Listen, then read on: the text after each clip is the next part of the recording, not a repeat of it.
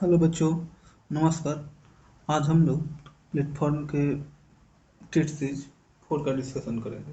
ये बिहार एसएससी के प्लेटफॉर्म का जो टेट सीरीज 4 है बहुत ही महत्वपूर्ण इसमें क्वेश्चन दिया गया है। इससे पहले भी 1 2 3 कराया गया है। टेट सीरीज 1 2 3 का जीके जीएस का सभी क्वेश्चन हो चुका है। जो स्टूडेंट उसको नहीं देखे हैं जाके देखिए और चैनल को लाइक और सब्सक्राइब करिए। प्लीज़ लाइक और सब्सक्राइब करिए और शेयर करिए। जितने भी बिहार एसएससी के स्टूडेंट हैं आपको प्लेटफॉर्म का बुक को सभी ऑब्जेक्टिव क्वेश्चन जीके जीएस का यहाँ पे कराया जा रहा है। इस क्वेश्चन के साथ साथ कुछ महत्वपूर्ण क्वेश्चन भी इससे जुटा हुआ क्वेश्चन भी बताने का कोशिश किया जा रहा है, लेकिन बिंदु वीडियो ज़्यादा लंबी ना हो इसको देखते हुए ज़्यादा डिस्कशन नहीं किया जा रहा। चलिए आज हम लोग बिहार एसएससी का 4 का डिस्कशन करते हैं। टेट सीरीज 4 का ब्राज़ील पहला क्वेश्चन है, ब्राज़ील का सबसे बड़ा शहर कौन सा है? तो ब्राज़ील का जो सबसे बड़ा शहर है वो कौन सा है? ब्राज़ील का सबसे बड़ा शहर कौन सा है? Sao Paulo. अब आपको ब्राज़ील का देखते हुए आपको एक चीज़ याद आ गया होगा, ब्राज़ील को क्या कहा जाता है? कहवा का पात्र किसे कहा जाता है? तो ब्राज़ील को क्या कहा जाता है? कहवा का पात्र। कहवा का पात्र किसे कहा जाता है? ब्राज़ील को कहा जाता है। अब एक और चीज़ आपको याद आ गया होगा, जो कहवा का जो खेती किया जाता है, जो ब्राज़ील में जो कहवा का बागवान होते हैं उसे हम लोग क्या कहते हैं? फेजेंडा कहते हैं। कहवा को बागवान को हम लोग क्या कहते हैं? फेजेंडा कहते हैं। चलिए नेक्स्ट क्वेश्चन हम लोग देखते हैं। Question number 2। बोथनिया की खाड़ी 2 देशों के बीच स्थित है, उनमें से एक फिनलैंड और दूसरा देश कौन सा है? तो बोथनिया की खाड़ी किसके बीच स्थित है? फिनलैंड और स्वीडन के बीच में स्थित है। अच्छा, ये क्वेश्चन और फिनलैंड की स्वीडन की राजधानी कहाँ है? तो स्वीडन की राजधानी कहाँ है? स्टॉकहोम। स्टॉकहोम। और इसकी राजधानी कहाँ है? फिनलैंड की राजधानी कहाँ है? तो फिनलैंड की राजधानी हेलसिंकी हेलसिंकी है। फिनलैंड की राजधानी हेलसिंकी है और स्वीडन की राजधानी स्टॉकहोम है। Next question number 3। Question number 3 हम लोग देखते हैं। क्वेश्चन नंबर जो 3 है ये कौन सा क्वेश्चन है? बैडमिंटन के खेल के मैदान को क्या कहा जाता है? तो बैडमिंटन का खेल का मैदान उसे क्या कहते हैं? कोर्ट कहते हैं। उसे क्या कहते हैं? कोर्ट कहते हैं। अगर ये पूछा जाए कि कोर्ट की लंबाई कितनी होती है, तो कोर्ट की अगर लंबाई पूछा जाए तो 44 फीट होती है। इसकी चौड़ाई पूछे, लेंथ अगर ब्रेथ पूछे तो इसकी ब्रेथ कितनी होती है? 20 फीट होती है। और इसकी अगर ऊंचाई पूछे, अगर इसकी हाइट पूछे तो कितना होती है? 5 फीट होता है। इसको ख्याल रखिएगा, इस सभी को फीट में आंसर दिया गया है। लंबाई 44 फीट है, चौड़ाई कितना है? 20 फीट है और हाइट कितना है? 5 फीट है। ये नेट की ऊंचाई है, जो इसका हाइट है किसकी ऊंचाई है? नेट की ऊंचाई है। Next question, question number 4। Question number 4 क्या है? भूकंप तरंगों का वेग तथा स्थान ज्ञात करने के लिए किस यंत्र का प्रयोग करते हैं? तो भूकंप को विज्ञान में कौन सा भूकंप तरंग का वेग ज्ञात करने के लिए किसका उपयोग करते हैं? सिस्मोग्राफी का उपयोग करते हैं। और बैरोमीटर के द्वारा क्या नापा जाता है? बैरोमीटर के द्वारा दाब मापा जाता है।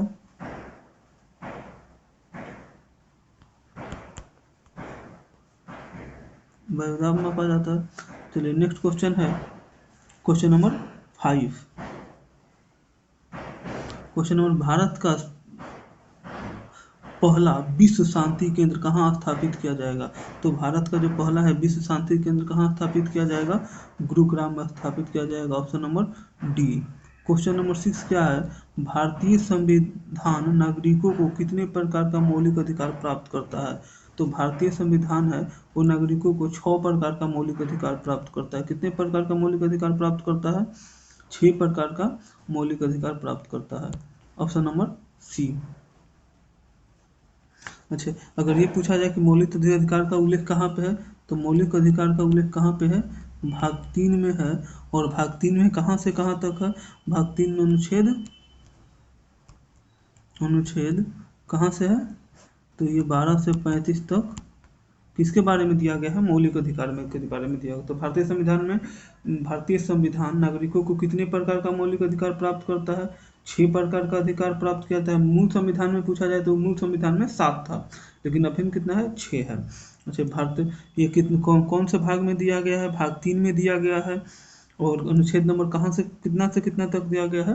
अनुच्छेद 1235 तक दिया गया। जो 7वां था वो 7वां जो अनुच्छेद था वो कौन सा अनुच्छेद था? उसको आप लोग कमेंट करिए, और अभी कहाँ रखा गया है उसको भी कमेंट करिए। चलिए नेक्स्ट क्वेश्चन है।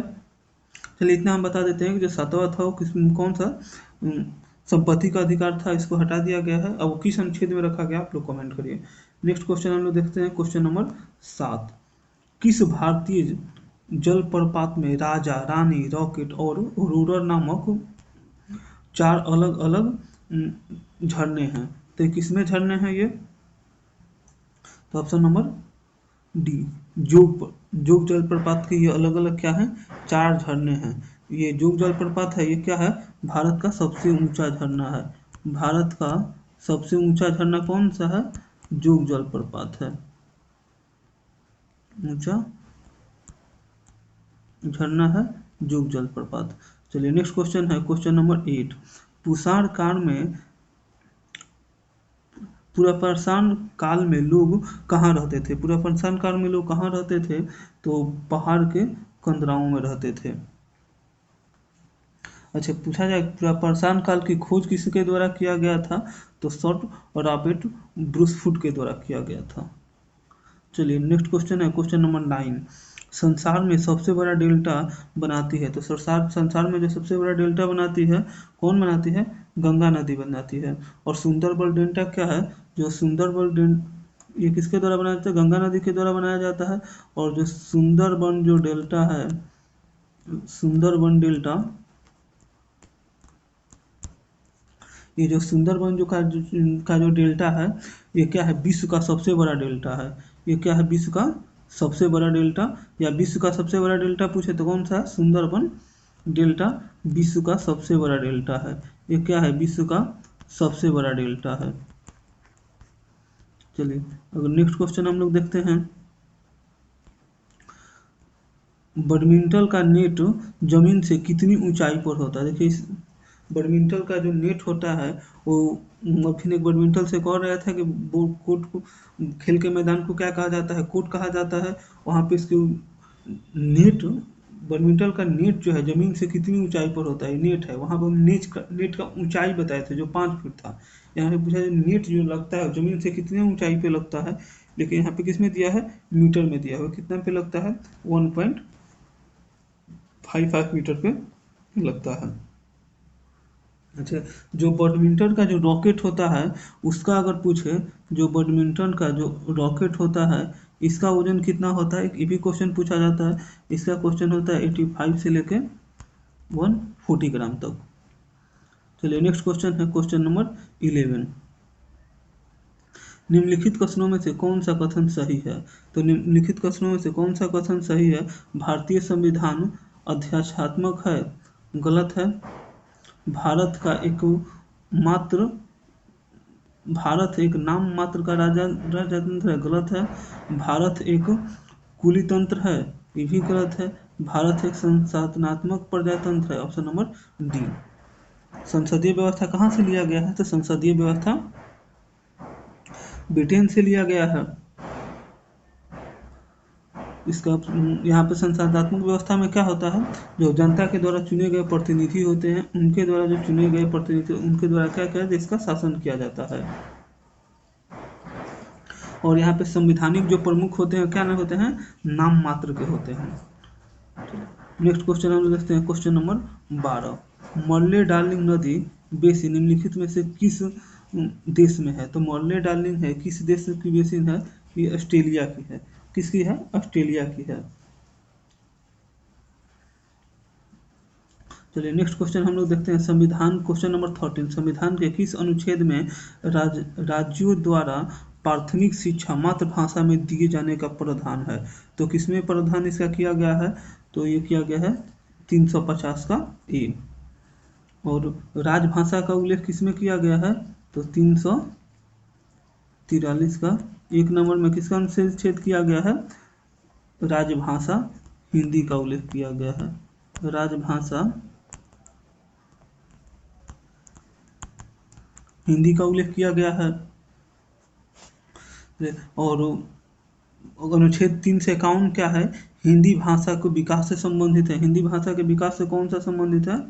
351 है, ये हिंदी भाषा के विकास से संबंधित है। हिंदी के भाषा के विकास से संबंधित है। चलिए नेक्स्ट क्वेश्चन है क्वेश्चन नंबर 14। विश्व में सर्वप्रथम विधि संहिता बनाने वाला राजा कौन था? तो विश्व में जो सर्वप्रथम विधि संहिता बनाने वाला राजा कौन था? हम्बुराबी था। ये कहाँ का शासक था? ये बेबीलोन का शासक था।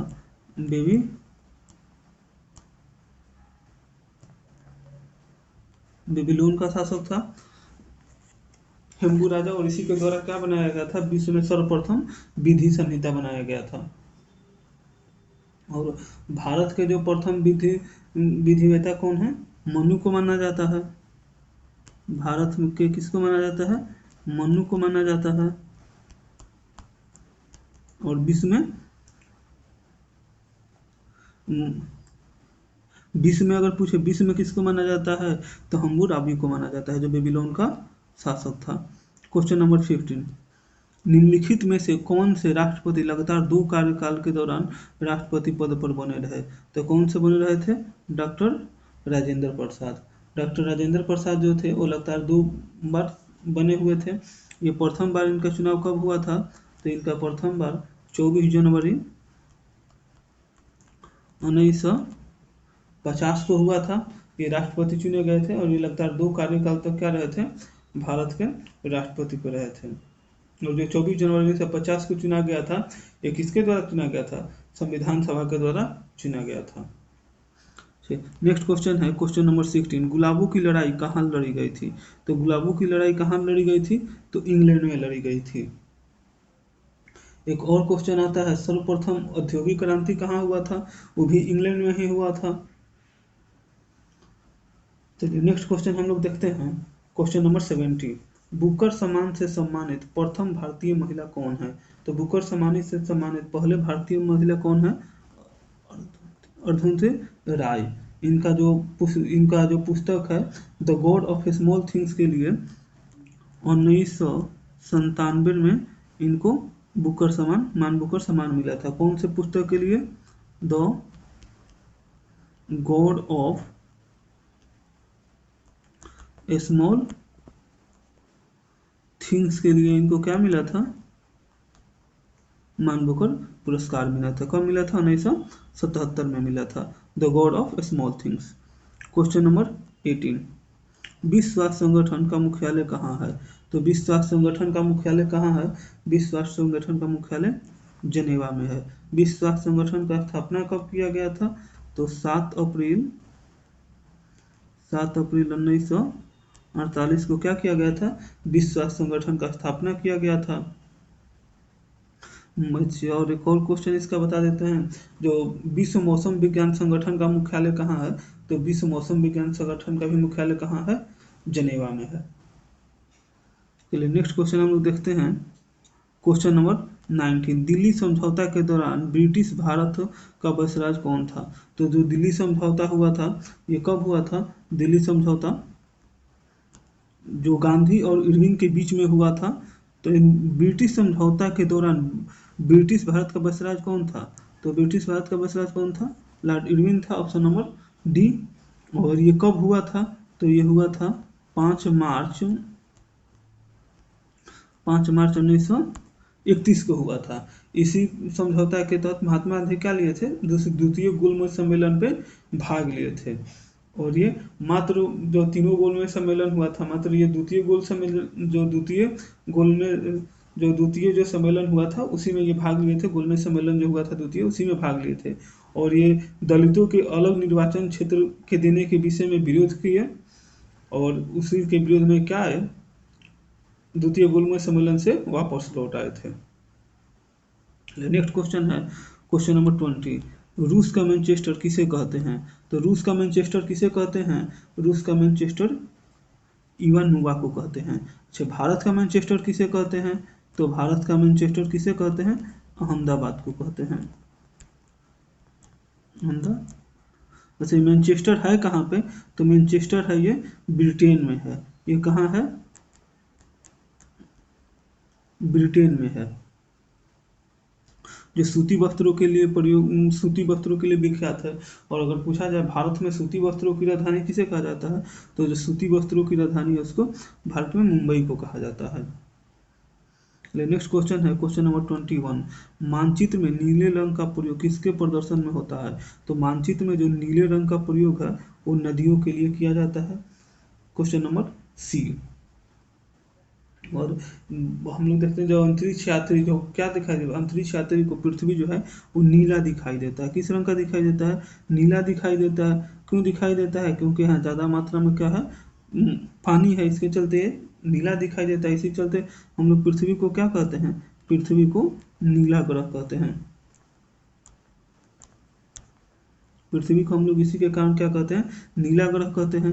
मंगल को हम लोग क्या कहते हैं? तो मंगल को लाल ग्रह कहते हैं। चलिए नेक्स्ट क्वेश्चन नंबर 22। निम्नलिखित अभिलेखों में से किस में कालिदास का नाम मिलता है? तो कालिदास का नाम किस में मिलता है? तो एहुल अभिलेख में मिलता है।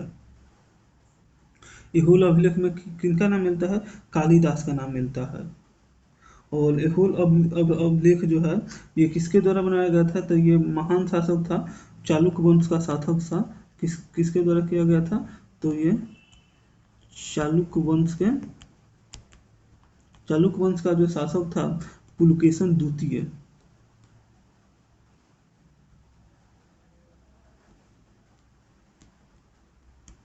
केशन द्वितीय के द्वारा किया गया था। ये द्वितीय के द्वारा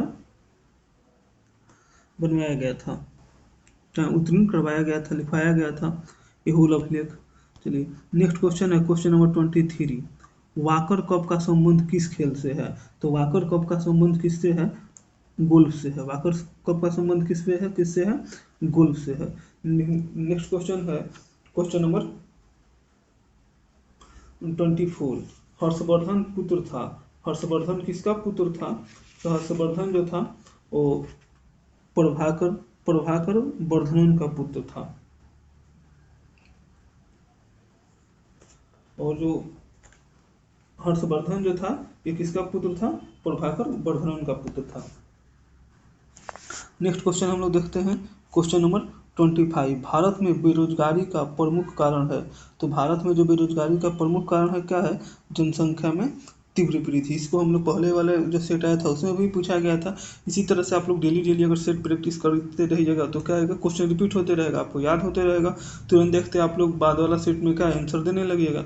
इसलिए चैनल पे जो भी वीडियो डाला गया उसको देखें और बार बार रिविजन करें और चैनल को लाइक और सब्सक्राइब करें। चलिए इसमें हम लोग 25 नंबर क्वेश्चन देख रहे थे। भारत में बेरोजगारी का प्रमुख कारण क्या था?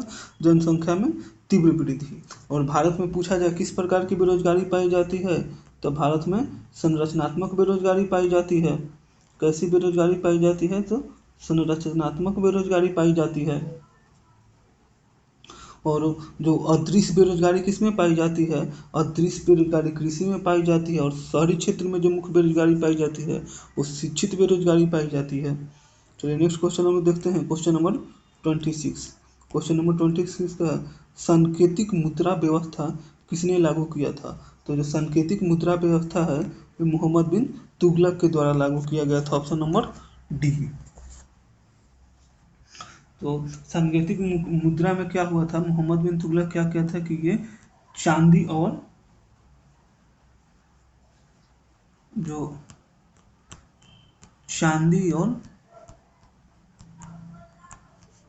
तांबा के बराबर सिक्के चलवाए थे। और मोहम्मद बिन तुगलक जो था ये अधिक क्षेत्र में शासन करने वाला क्या था? ये सबसे अधिक क्षेत्र में शासन करने वाला शासक था सल्तनत काल में वो सबसे अधिक शासन सबसे अधिक क्षेत्र में शासन करने वाला शासक कौन था? तो मोहम्मद बिन दुर्लभ था। नेक्स्ट क्वेश्चन हम देखते हैं, क्वेश्चन नंबर 27। बाजार नियंत्रण नीति पहली बार किसने बनवाई थी? तो बाजार नियंत्रण नीति हम लोग अगला क्वेश्चन में पूछे थे, अलाउद्दीन खिलजी के द्वारा बनाया गया, जिसे अशास्त्रीय जन, और इसको क्या कहा जाता है, अशास्त्रीय सुल्तान भी कहा जाता है, अलाउद्दीन खिलजी को। और इसके जो बाजार नियंत्रण लागू करने में इसको साथ देने वाला कौन था? तो इसका साथ देने वाला था मलिक याकूब, ये भी क्वेश्चन पूछा जाता है, और मलिक काबिल।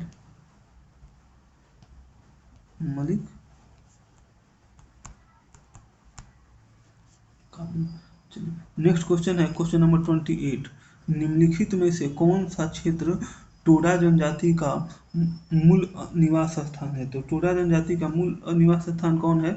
नीलगिरी की पहाड़ी, ऑप्शन नंबर डी।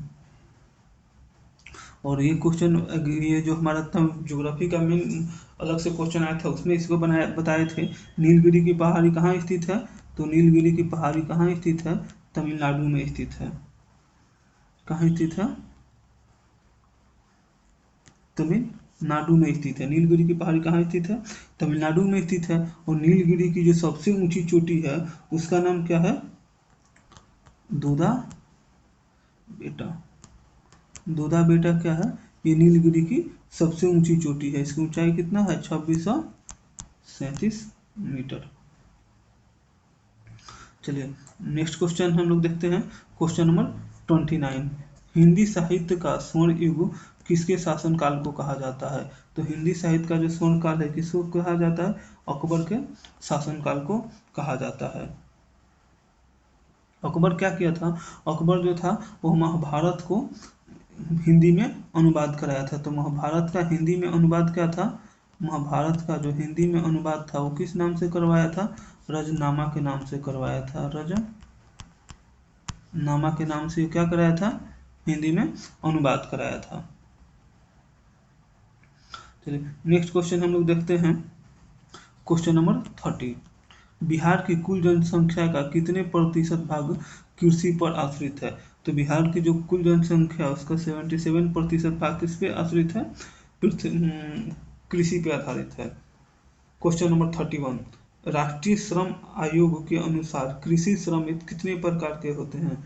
तो राष्ट्रीय जो श्रम आयोग है इसके अनुसार जो कृषि श्रमिक है ये 2 प्रकार के होते हैं। कितने प्रकार के होते हैं? 2 प्रकार के होते हैं। नेक्स्ट क्वेश्चन है, क्वेश्चन नंबर 32। अंग्रेजी ईस्ट इंडियन कंपनी को भारत में व्यापार करने का चार्टर किसने प्रदान किया था? तो जो ये किसके द्वारा प्रदान किया गया था? ये महारानी एलिजाबेथ के द्वारा प्रदान किया गया था। कब प्रदान किया गया था? तो ये पूछे 31 दिसंबर 1600 ईस्वी में प्रदान किया गया था। नेक्स्ट क्वेश्चन हम लोग देखते हैं, क्वेश्चन नंबर 33। क्वेश्चन नंबर 33 क्या है? निम्नलिखित में से किस देश ने विश्व में सर्वाधिक कोविड-19 की वैक्सीन सर्वप्रथम कोविड-19 की वैक्सीन को कोविड-19 की वैक्सीन विकसित करने का दावा किया था? तो कितने किया था? सर्वप्रथम कोविड-19 की वैक्सीन विकसित करने का दावा किसके द्वारा किया गया था? ऑप्शन नंबर बी, रूस के द्वारा किया गया था। Question number 34। क्वेश्चन नंबर 34 क्या है? भारत में लॉर्ड कॉर्नवालिस ने कौन सी प्रथा आरंभ की थी? तो जो लॉर्ड कॉर्नवालिस है कौन सा प्रथा आरंभ किया था? तो ये आरंभ किया था अस्थाई बंदोबस्त। अस्थाई बंदोबस्त पूछा जाएगा किसके द्वारा आरंभ किया गया था? तो लॉर्ड कॉर्नवालिस के द्वारा आरंभ किया गया था। और ये कब आरंभ किया गया था? ये 23 मार्च 1793 को बंगाल, बिहार और उड़ीसा में क्या किया गया था? बंगाल, बिहार और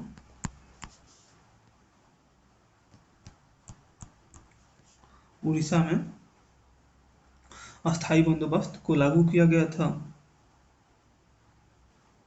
तो ये लॉर्ड कॉर्नवालिस ने कौन सी प्रथा आरंभ की थी?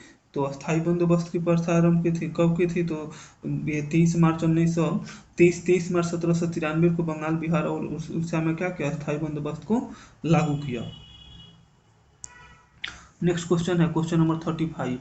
बंगाल का प्रथम गवर्नर जनरल कौन था? तो बंगाल का जो प्रथम गवर्नर जनरल था वो कौन था? वारेन हेस्टिंग था। और बंगाल के गवर्नर जनरल के अधीन क्या किया गया? ईस्ट इंडिया कंपनी का जो संपूर्ण क्षेत्र आता था किसके आता था? बंगाल के गवर्नर जनरल के ही अधीनस्थ कितना आता था? ईस्ट इंडिया कंपनी का जितना भी संपूर्ण क्षेत्र था किसके अंदर आता था? बंगाल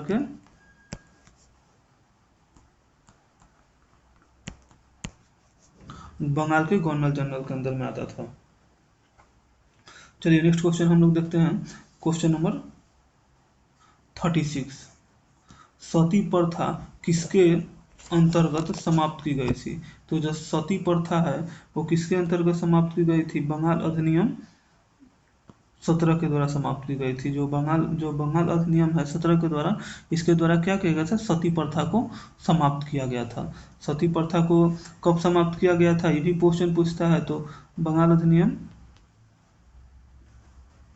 17 के द्वारा समाप्त किया गया था। कब किया गया था? तो 1829 ईस्वी में किया गया था। इसमें राजा राम मोहन राय का क्या था? विशेष सहयोग था।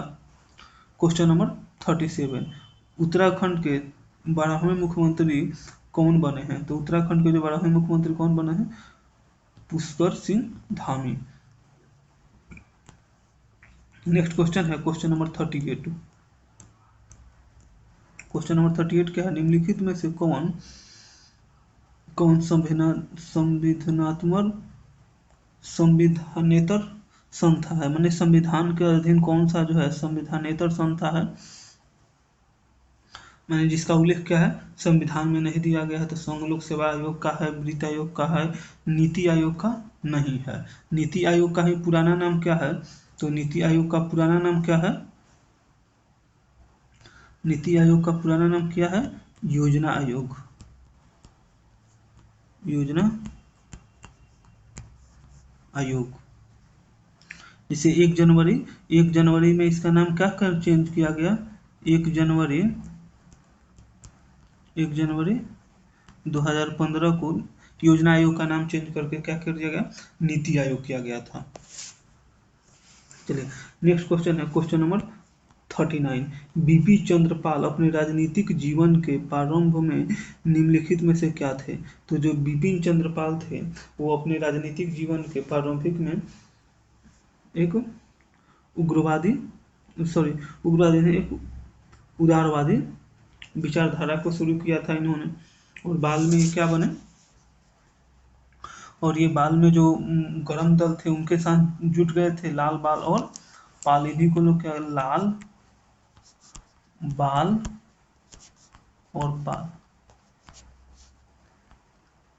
यह बिपिन चंद्र पाल थे।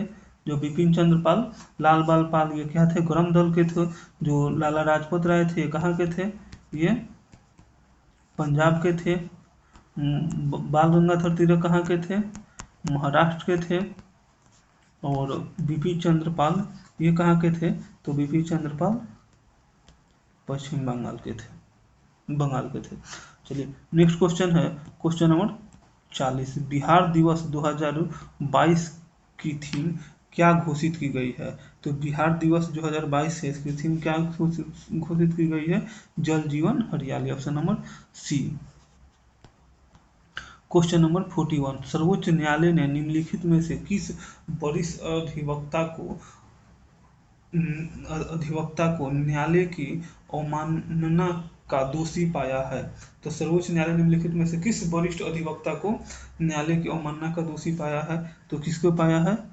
प्रशांत भूषण को। Option number B. Question number है 42। इंडियन इंडियन एसोसिएशन की स्थापना किसने की है? तो इंडियन एसोसिएशन की स्थापना किसने की है? सुरेंद्रनाथ बनर्जी ने क्या की है? इंडियन एसोसिएशन की स्थापना क्यों की है? सुरेंद्रनाथ बनर्जी ने की है। और इंडिया नामक पत्रिका जो है किसके द्वारा निकाला? इंडियन एसोसिएशन की स्थापना सुरेंद्रनाथ बनर्जी के द्वारा किया गया था। और जो इंडिया नामक जो पत्रिका था ये किसके द्वारा निकाला गया था? इंडिया जो नामक जो पत्रिका था ये किसके द्वारा निकाला गया था? दादा भाई नौरोजी के द्वारा निकाला गया था।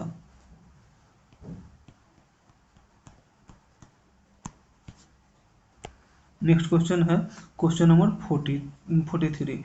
मिस वर्ल्ड 2021 का खिताब किसने जीता? तो मिस वर्ल्ड 2021 का खिताब किसने जीता? Karolina Bielawska. Option number D. Question number 44। मध्यकालीन भारत में खर्जा किससे संबंधित था? तो मध्यकालीन जो भारत में है जो खर्जा है ये किससे संबंधित था? ये भू राजस्व से संबंधित था।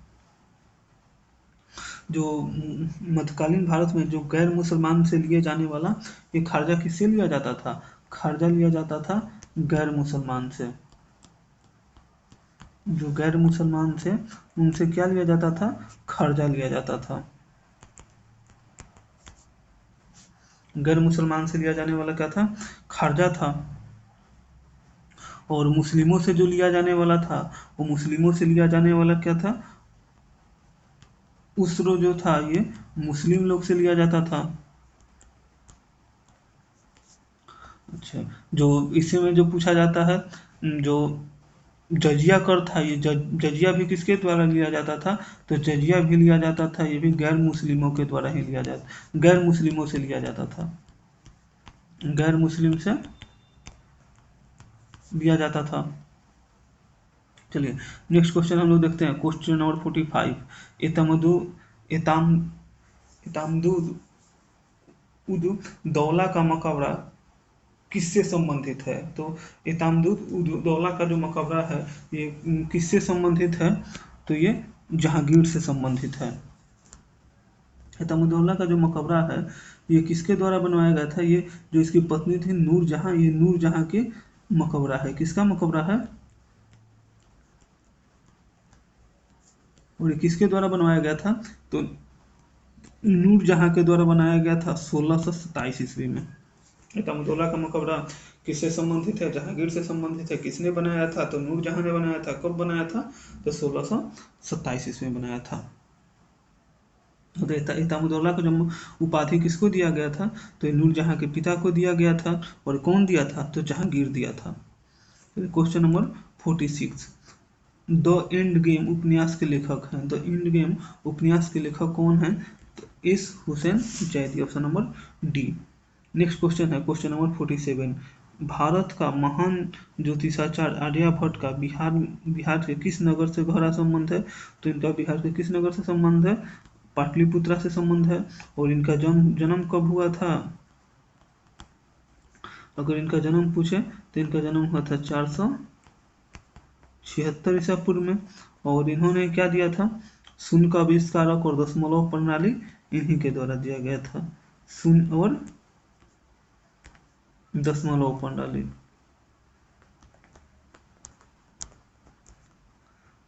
नेक्स्ट क्वेश्चन है क्वेश्चन नंबर 48। अल्पसंख्यक अधिकार दिवस किस तिथि को मनाया जाता है? तो अल्पसंख्यक अधिकार जो दिवस है वो किस तिथि को मनाया जाता है? 18 दिसंबर को मनाया जाता है। नेक्स्ट क्वेश्चन है क्वेश्चन नंबर 49। पुलित्जर पुरस्कार 2021 किस भारतीय मूल को महिला को दिया गया है? तो किसको दिया गया है? मेघा राजगोपालन को दिया गया है। नेक्स्ट क्वेश्चन है क्वेश्चन नंबर 50। विश्व तीरंदाजी पैरा चैंपियन में रजत पदक जीतने वाली पहली भारतीय महिला कौन बनी? तो कौन बनी थी? पूजा जत्यान। नेक्स्ट क्वेश्चन है क्वेश्चन नंबर 51। शक्ति का विमीय सूत्र है। तो शक्ति का विमीय सूत्र क्या है? L M M M L के power T minus 3। Option number A. Power ये शक्ति का किससे निरूपित किया? पावर पावर बराबर क्या होता है? फोर्स इंटू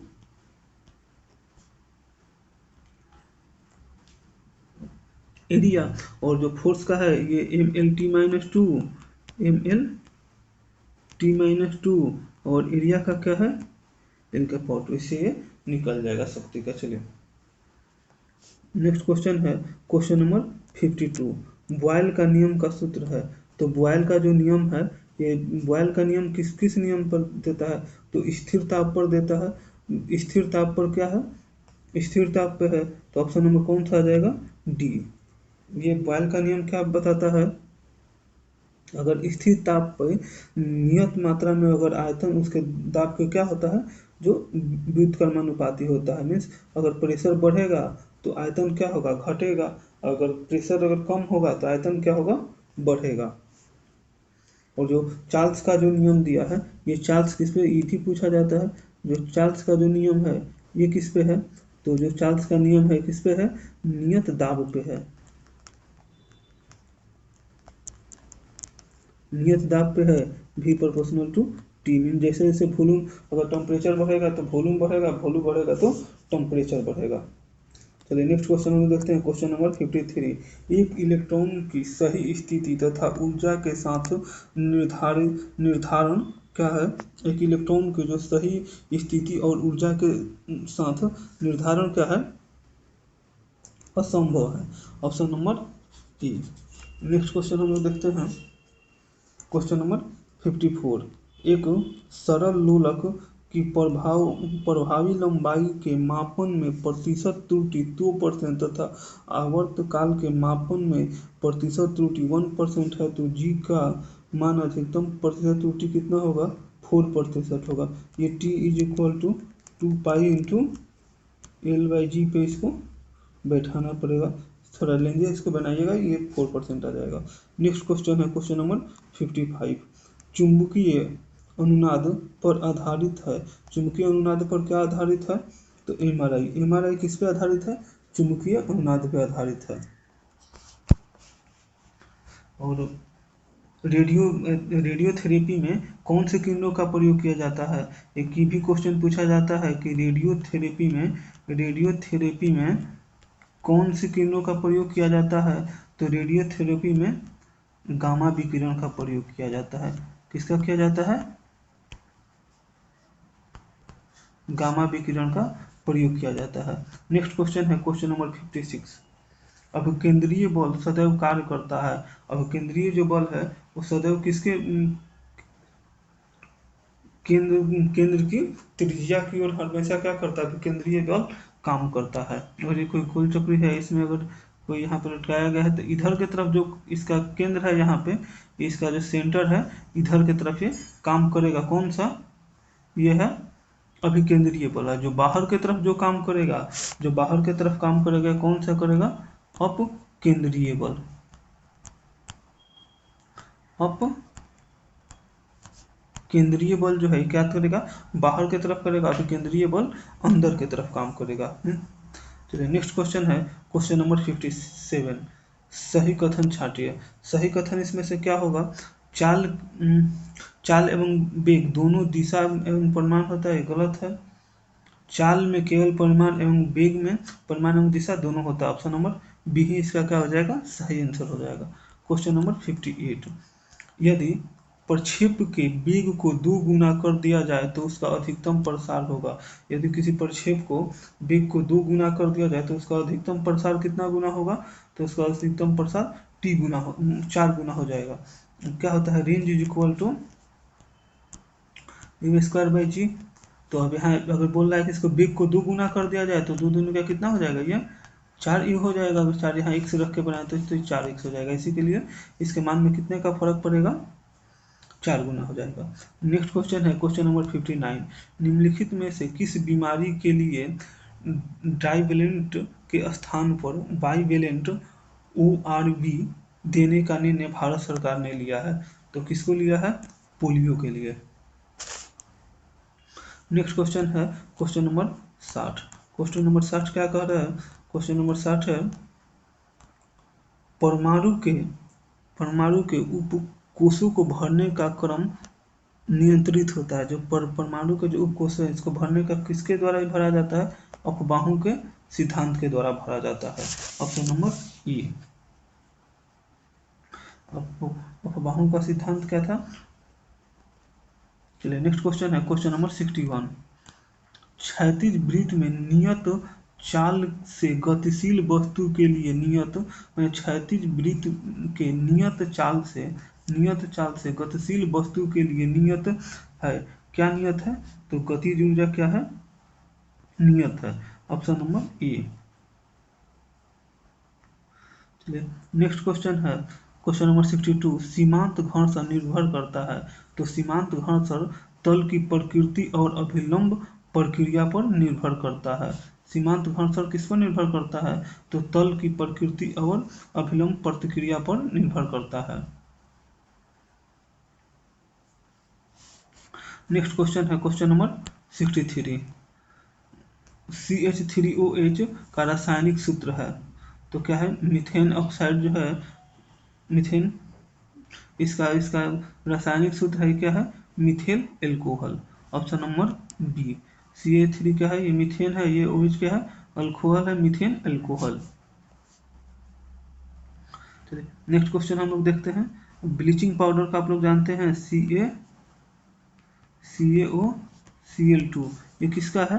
ब्लीचिंग पाउडर का। एक क्वेश्चन बहुत पूछा जाता है। Bleaching CaOCl2 bleaching powder. चलिए नेक्स्ट क्वेश्चन हम लोग प्लास्टर ऑफ पेरिस का आप लोग कमेंट करिए। नेक्स्ट क्वेश्चन है क्वेश्चन नंबर 64। ऑक्सैलिक अम्ल में कार्बन की संयोजकता कितनी है? ऑक्सैलिक अम्ल का फॉर्मूला दिया हुआ है, इसमें कार्बन की संयोजकता कितनी है? इसमें कार्बन की संयोजकता 3 है, जिसकी ओर संयोजकता निकलनी पड़ती है। संयोजकता हम लोग को क्या करना पड़ता है? याद करना पड़ता है। तो देखिए हाइड्रोजन का कितना है? एक हाइड्रोजन का होता है, तो यहाँ पे 2 हो जाएगा। कार्बन का पूछा हुआ 2x हो जाएगा। और ये ऑक्सीजन का 4 ठो दिया हुआ, ऑक्सीजन का -2 होता है, इक्वल टू 0। यहाँ से x का वैल्यू कितना आ जाएगा? 3 आ जाएगा। फॉर्मूला को हम लोग को निकालना पड़ता है। Question number 65। जब किसी जल की कठोरता उबालने से दूर हो जाए तो कठोरता की प्रकृति क्या होगी? तो जो जल को उबालने से जिसकी कठोरता दूर हो जाती है वो अस्थायी कठोरता होती है। अस्थायी कठोरता में क्या पाया जाता है? तो कैल्शियम और मैग्नीशियम।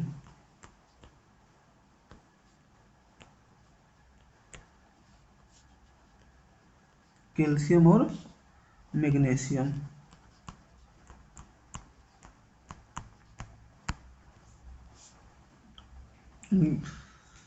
चलिए, और अगर अस्थायी कठोरता में पूछता है तो कैल्शियम मैग्नीशियम के सल्फेट क्लोराइड पाए जाते हैं। नेक्स्ट क्वेश्चन है क्वेश्चन नंबर 66। किसी तत्व को रसायन विज्ञान में आवारा तत्व की संज्ञा दी गई है। किस तत्व को जो है रसायन विज्ञान में आवारा तत्व की संज्ञा दी गई है? तो हाइड्रोजन को क्या दिया गया है? आवारा आवारा तत्व का संज्ञा दिया गया है। जो वायुमंडल है, वायुमंडल में क्या है? सबसे हल्का क्या है? हाइड्रोजन है। नेक्स्ट क्वेश्चन है क्वेश्चन नंबर 67। किस तत्व का परमाणु भार बराबर होता है? तो किसी तत्व का जो परमाणु भार होगा ये तुलनात्मक भार और संतुलन भार का क्या होता है? गुणनफल होता है। नेक्स्ट क्वेश्चन है क्वेश्चन नंबर 68। अवरक्त स्पेक्ट्रम स्थित है, तो जो अवरक्त स्पेक्ट्रम है ये कहाँ स्थित है? सूक्ष्म तरंग और दृश्य तरंगों के बीच में स्थित है। अगर सूक्ष्म तरंगों का तरंग दैर्ध्य पूछा जाए तो सूक्ष्म तरंगों का तरंग दैर्ध्य कितना होता है? 1 मीटर से लेकर 10.3 मीटर के बीच होता है। अगर दृश्य तरंगों का पूछा जाए तो दृश्य तरंगों का कितना होता है? 400 नैनोमीटर से लेकर 780 नैनोमीटर तक होता है। इसी के बीच में किसका होता है? अवरक्त स्पेक्ट्रम स्थित होता है। Question number 69। मनुष्य की साधारण श्वसन दर कितनी होती है? तो जो मनुष्य की जो साधारण श्वसन दर होती है 15 से 18 पर मिनट होती है। और जो मनुष्य का जो हृदय की धड़कता है, हृदय कितना बार धड़कता है?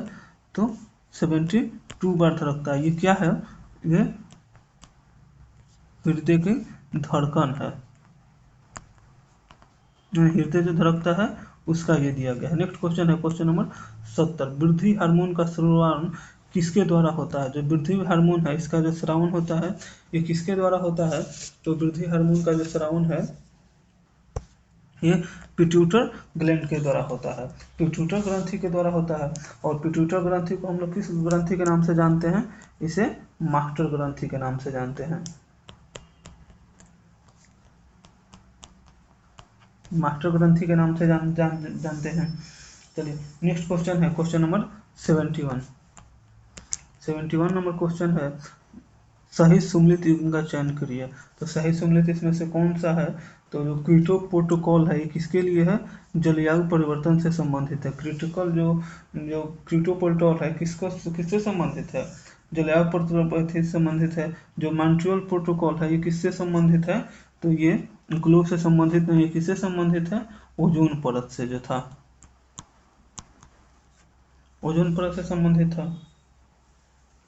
नेक्स्ट क्वेश्चन है, ये जो रामसर संधि है ये क्या है?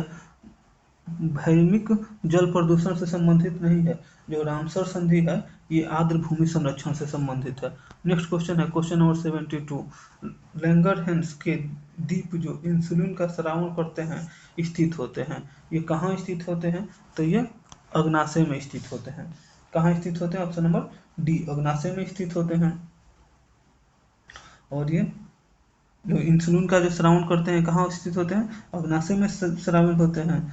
और ये जो अगर अल्प मात्रा में अगर इंसुलिन का स्रावन करेगा, इसी से क्या होता है? मधुमेह रोग होता है। मधुमेह रोग होता है, शुगर हम लोग जो कहते हैं। निम्नलिखित क्वेश्चन नंबर 73। किस हार्मोन द्वारा हृदय धड़कन तथा रुधिर दाब बढ़ जाता है? तो किस हार्मोन के द्वारा बढ़ता है? Option number B, adrenal hormone के द्वारा क्या होता है? हृदय स्पंदन या रुधिर दाब तथा रुधिर दाब क्या होता है? बढ़ जाता है। चलो नेक्स्ट क्वेश्चन है क्वेश्चन नंबर 74। बीसीजी का टीका नवजात शिशु को कितने दिन के भीतर लगाना चाहिए? तो बीसीजी का जो टीका है नवजात शिशु को 6 माह के भीतर लगाना चाहिए। ऑप्शन नंबर ए। नेक्स्ट क्वेश्चन है क्वेश्चन नंबर 75 और ये इसका लास्ट क्वेश्चन है। सर्वाधिक क्रियाशील हाइड्रोजन है, जो सर्वाधिक क्रियाशील हाइड्रोजन है ये कौन सा है? फ्लोरीन है। Option number D. फ्लोरीन की विद्युत ऋणात्मकता क्या होती है? इसकी जो विद्युत ऋणात्मकता होती है ना वो सबसे ज़्यादा होती है। क्या होती है? ये विद्युत ऋणात्मकता है इसका सबसे ज़्यादा होता है। अगर सबसे अधिक इलेक्ट्रॉन बंधुता किसकी ज़्यादा होती है? अगर इलेक्ट्रॉन बंधुता पूछे, ये सर्वाधिक क्रियाशील हाइड्रोजन पूछा है। अगर इलेक्ट्रॉन बंधुता पूछे कि अगर सबसे ज़्यादा इलेक्ट्रॉन बंधुता किसका होता है, तो ये किसका होता है? क्लोरीन का होता है।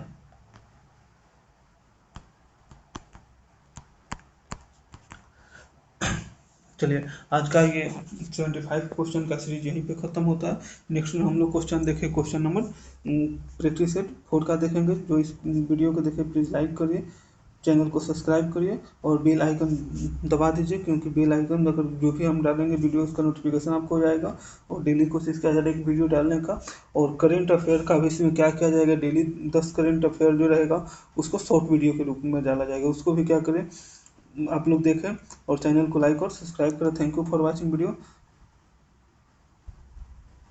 Thank you.